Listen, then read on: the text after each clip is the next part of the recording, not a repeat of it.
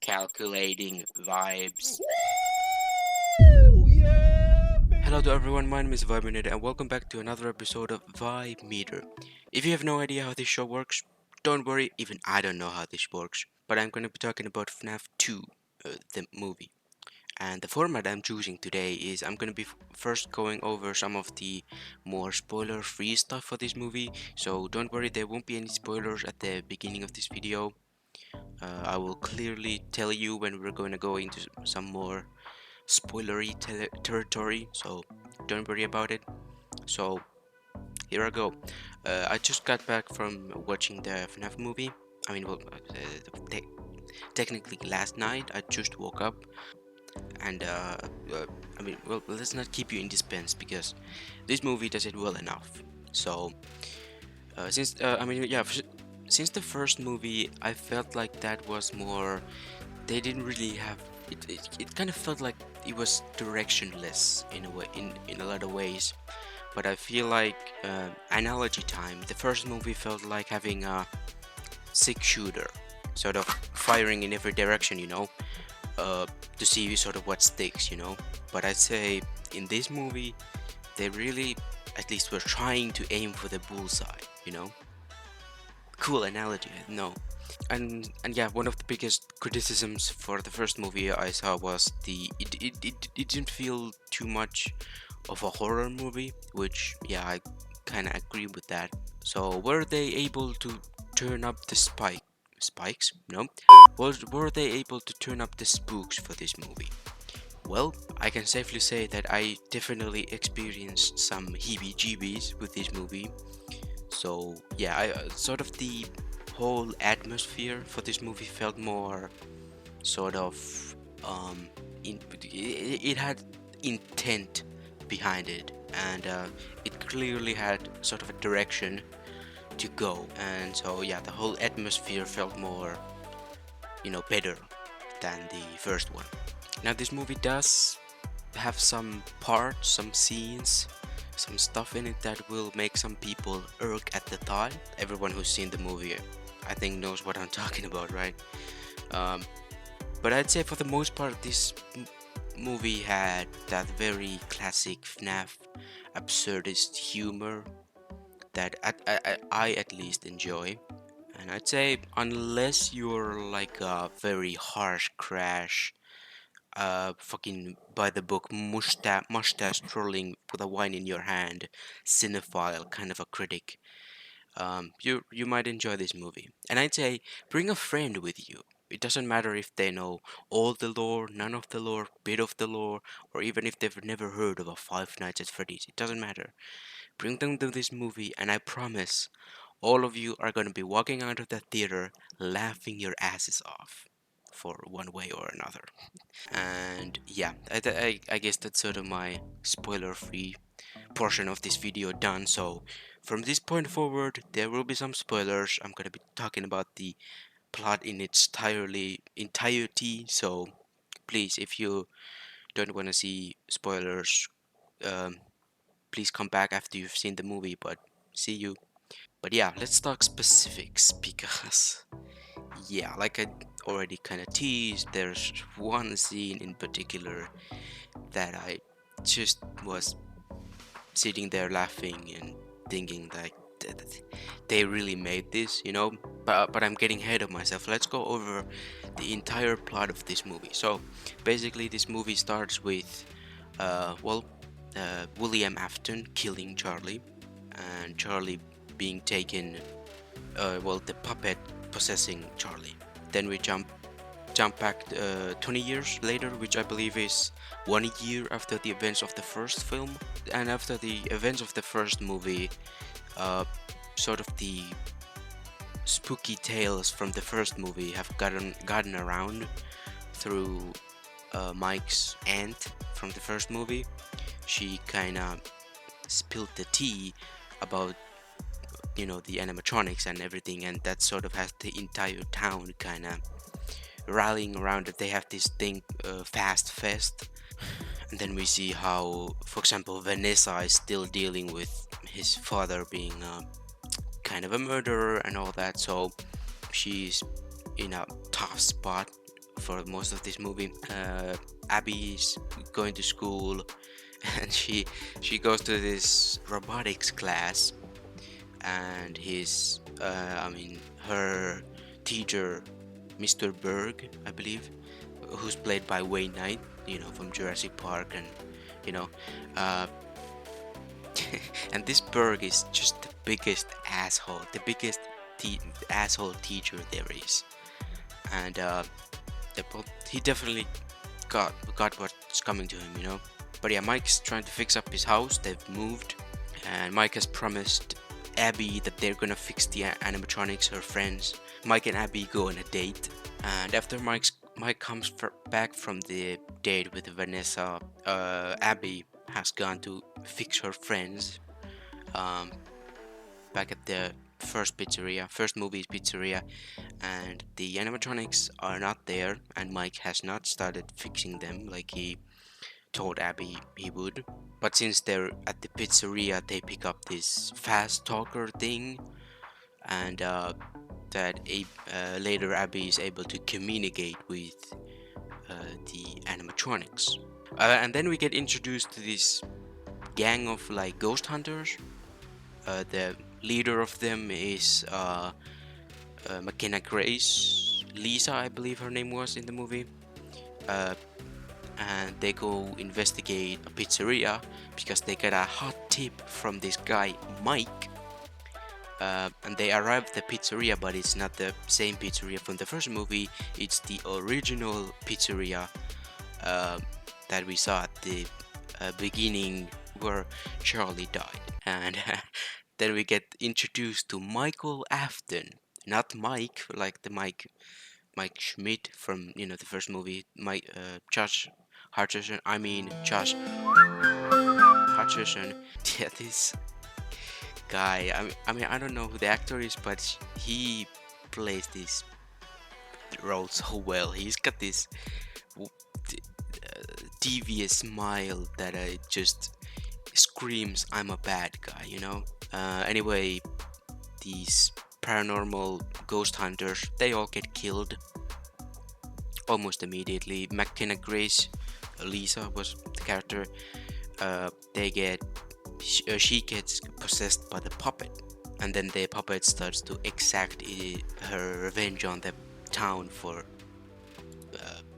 I guess, forgetting about her. Forget about the whole restaurant also. And then we get this sort of a very cool scene where after Mike's date, Mike told Vanessa to kind of confront her dreams, sort of, and we get this really cool scene where Vanessa sort of goes to, I guess, sort of her. It's kind of like a dream sequence, although I don't know exactly how to describe it, but sort of a dream sequence where she tries to confront her father, and some really cool stuff happens, and then we get freaking circus baby from FNAF sister location, and yeah, that animatronic looks so lifelike, so one-to-one with the games. Like it looks so cool. Like I don't even exactly know the implications of that within this movie timeline. I know what it means in the games, but yeah, it's a lot of unanswered questions about baby, but a lot of other stuff too. But anyway, after this cool sequence, Abby is called by must be in Charlotte. But yeah, I guess Charlotte called Abby to go to the pizzeria. She meets up with Chica, played by Megan Fox, which it's just a hilarious casting. But I think she was pretty cool in that role. I think her voice fit the character. Although yeah, it's kind of a meme, honestly, having Megan Fox voice Chica. But anyway, the toy animatronics help Abby build her for her robotics class, the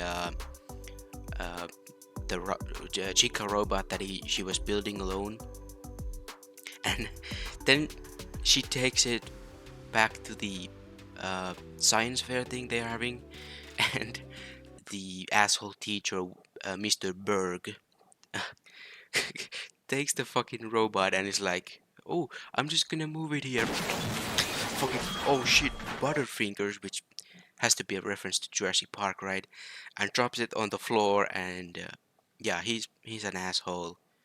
He deserved what came to him after a little while, and essentially Abby runs away back to the pizzeria. The puppet tricks Abby to remove the perimeter lock that allows the animatronics to actually leave the pizzeria. And yeah, the animatronics go out. Toy Chica, goes with Abby to the science fair as Abby's science fair project, which, okay, sure, and then kills Mr. Berg, which absolutely deserved. No problem with that.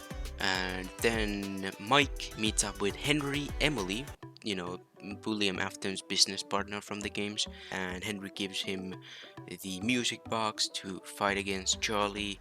And then Mike goes to the restaurant, to the original pizzeria, and then Mike Schmidt actually plays Five Nights at Freddy's 2, which is really cool.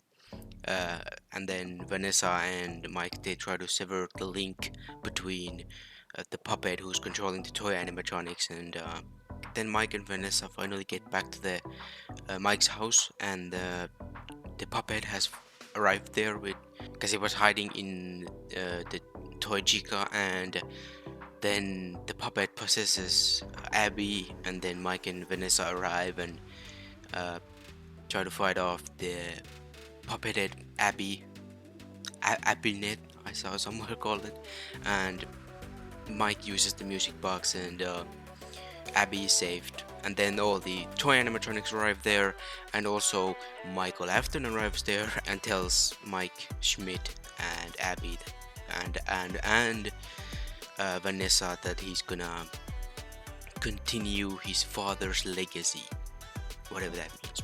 And and then we get to this scene that I was talking about. Michael Afton says, like, tells the toy animatronics to just kill Mike, Abby, and Vanessa, and then we get the OG animatronics from the first movie assemble like the fucking Avengers. They all get like a superhero uh, entrance, and I remember watching that, and I had the biggest smile on my face. I was laughing. I was crying out of laughter. It was so fucking absurd and funny and weird and all that shit. And but yeah, then the OG animatronics kill the toy animatronics.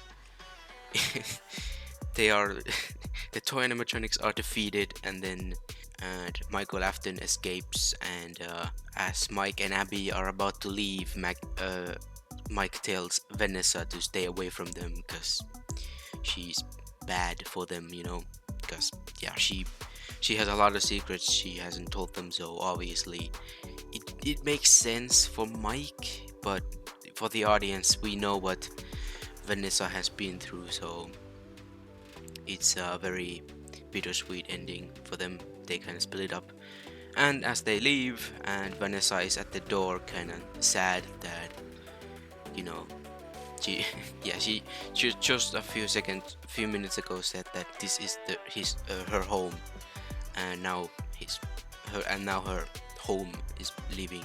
And then as Vanessa's at the door, the puppet creeps up behind her and sort of possesses her, and that's how it ends.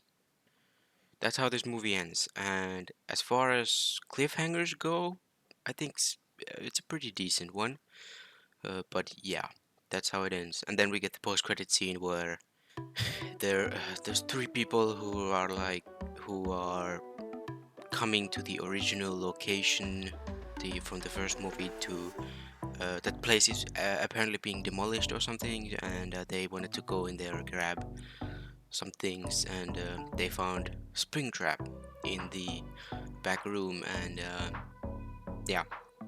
And then we also get another sort of just uh, like dialogue of the Henry giving like a warning thing, like Henry did in FNAF 6, sort of the cassette tape, um, cassette man, you know. And yeah, that's sort of everything. I think, yeah. Unless I missed something, just off the top of my head, that's all I can remember. But yeah, again, very absurd, very weird movie, but still fun. But yeah, like I said, I went to see it with a couple of friends, and it was we had a fun time in the theater, catching a lot of the references and the funny jokes, like the teddy bear that does the horror, you know. But yeah, that's about it for this review. But now, putting this into the vibe meter, I'm giving Five Nights at Freddy's 2 nice 69%, mostly just for the memes. But yeah, I'd say a fun experience, fun theater experience, because that's where the movies are supposed to be played, in the theater, because that's where the best experiences happen. Not naming names, but you know who I'm talking about. A lot of fun. Like I said, bring a friend with you and you're gonna have a fun time in the theater, because yeah, this was a weird, fun movie. That's as nicely as I can put it. Go check out my socials at Vibrator on Instagram and Twitter. Like this video if you like this video. Share it with someone, I don't know, someone who likes FNAF, I don't know. Also like this video if you like this video, it helps. And subscribe if you want to see more from me, and you know, ring the bell as well, so you get notified whenever I do new shit. I might play the GTA Online because Michael is coming back, so I might play that in next week if I have time. I don't know, but yeah. But yeah, that's about it for this video. See you in the next one. Thanks for watching.